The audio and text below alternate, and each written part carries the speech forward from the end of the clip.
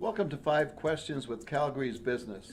This is the time when we ask 5 key questions to business and community leaders in Calgary. I'm your host, Mario Tonaguzzi, and joining me today is Carlo Cecchetto, owner of Roma Catering. Thanks for joining us, Carlo. Thank you, Mario. Tell me, as a small business owner, what your biggest challenges are today. Well, the biggest challenges are, of course, the economy.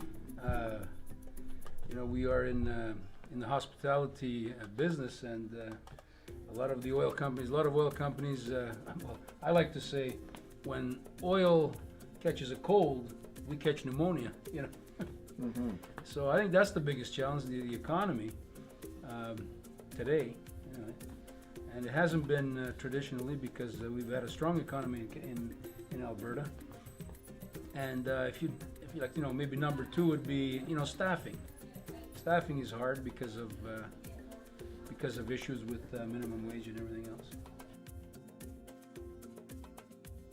What about taxes? It's something that has been in the news quite a lot lately. The municipal taxes, property taxes, business taxes. How has that impacted your business? Well, the taxes, is another cost. There's another increase in cost for the taxes, which just affects the bottom line. And, ultimately it affects the consumer, our customer. But, the consumer is savvy. When you charge more money for a certain item, people stay away.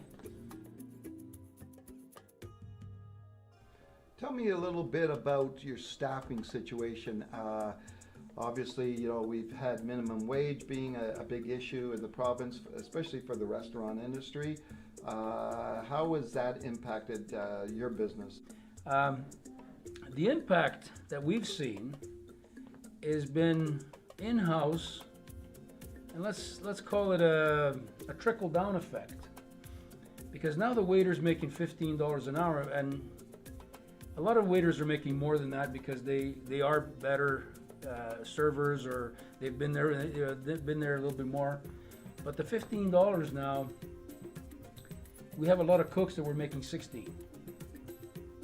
First cooks, starting cooks are making $16, $17 an hour, and they came to me and said, "Well, why should I be in the kitchen when I can just go outside and serve? It's less stress." I said, "Well, nobody's saying that you have to, stay in the kitchen, but we had to adjust that." So again, it brings menu prices up.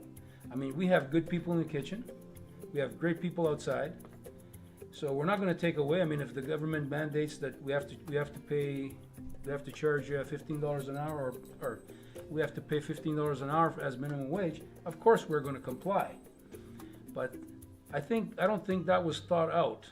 Okay, so what happens again to adjust that? Menu prices come up.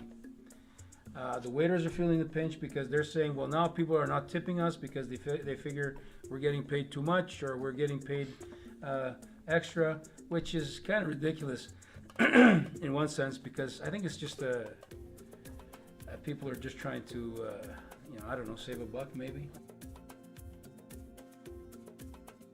When you look at your overall business, now you're very prominent in the city. You do the Italian Sportsman's Dinner, you do the Benai Brit Dinner, tons of weddings, obviously. You kind of touched on this earlier about the economy. Any idea of how much business you've lost, say, in the past couple of years because of the recession?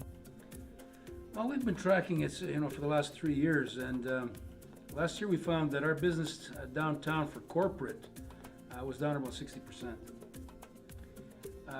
People are still having meetings, but they're, a lot less. They're, where they would have a full buffet, now they're having sandwiches or cookies and, and juice. So you can see that's cut down. Of course, there's less functions.